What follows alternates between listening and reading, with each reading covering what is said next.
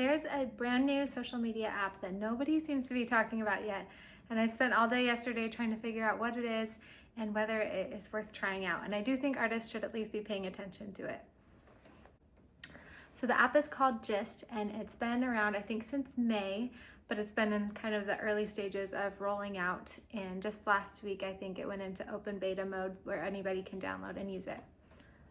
They are actively looking for new creators to the point where they're paying you just to make your first 5 posts, or 3 posts and 5 comments on other people's posts. You get a $20 Amazon gift card. And then they also have a Discord that you can join where they post challenges and award cash to people who meet the challenges of posting. It could be the most meaningful comments or the most amount of posts in a certain amount of time. They're giving away like $500 for these prizes. They are marketed as a social media that's supposed to be more intentional than others and where you can find useful content instead of just doom scrolling. So I did a deep dive into all the information I could find about it, which was honestly not very much. And I'm just a little skeptical and mostly just so curious about what it is, what it's about, what the goal is, and if it's gonna become a new big thing. So it was developed by a company called AppLovin, which is a pretty big company. They were in the bidding to take over TikTok. Right now it's only available for iPhone, but it will be coming out for Android soon.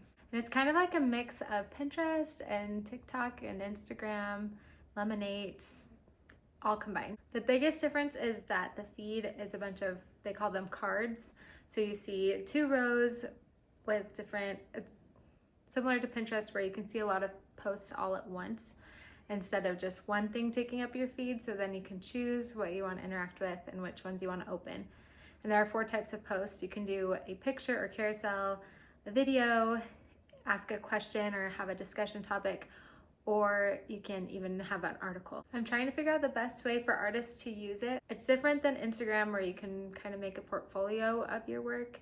It's more interactive than that. I think it'd be more useful for artists who are teaching or talking to other artists. But I could see ways where you can build an audience of art buyers if you want to be able to connect and interact with them in discussions and through your writing. One thing I really like about it is that it gives a lot of tutorials on how to use it, and they do talk about what kind of posts they are pushing out and what they want you to do. They want you to do deeper dives into topics and give real information. They want you to do deeper dives into topics and give real information, not just vague facts, but give actual numbers on how much things cost or where to get them, things that are specific and substantial. Again, I'm not sure if this is going to become a big thing. It does look like it's well developed and well planned out, and that they are hoping it will become big. And I think there's potential there if you do want to jump on a new social media platform before it becomes big. I know lots of times we think like, oh, if I had started YouTube when it was just starting out, or Instagram, it was easier to get followers in the beginning. This is in the beginning, so there's not a lot of people on it yet, so you can start building a base now and be one of the first to grow there. They have a Discord that you can join through their website where they will give advice on the kinds of posts that they want you to make and reward you if you win the contests. When I joined yesterday, there's less than 2,000 people on their Discord. Right now, the Just Spark program for everybody is that if you make 3 quality posts, 1 picture, 1 video, and then 1 whatever you want, and leave at least 5 thoughtful comments and use the app for 3 days in a row, you get a $20 Amazon gift card. I'm hoping that shows that they will reward creators because they want them right now. I don't know if it'll go long term, but right now they are showing monetary support for people who create good content. Now for my skepticism of this app, if you've watched any of my recent videos, you know I am not a huge fan of social media at the moment. I've been on Instagram for a while and recently took a step away from it just because I feel like it sucks all my time and doesn't actually help me reach my goals. And just in general, I feel like social media has such a big impact on our mental health, and as much as we can stay off of it, I think we're better for doing that.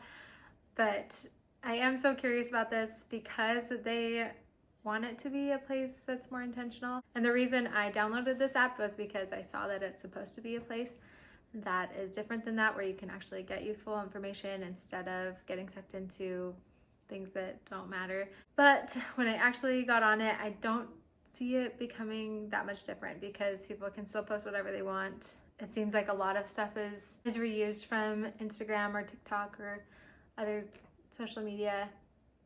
I do like that you can see a lot of posts at once instead of the algorithm just telling you one thing that you see at a time. They also want you to curate your algorithm. So every post you can say if you like it or don't like it, and they'll show you more of the things that you like. Truly, I wish there was some way to make a social media app that strongly discouraged AI, because every time I see a caption that's just copy pasted from ChatGPT or Gemini or whatever, it just makes me mad. Like, I know there's useful information that can be shared and that's great, but there's no connection there. Like, the person that made the post, I don't feel any more connected to them. I just feel like they put a prompt in, copy pasted. Cool, I could have done the same thing, you know? And while the information is useful and I appreciate it, it doesn't make me any more likely to follow that person. It just bums me out because every person on the internet sounds the exact same and doesn't have their own voice. And I miss hearing people's actual opinions and experience and thoughts with their own voice and not the voice of AI.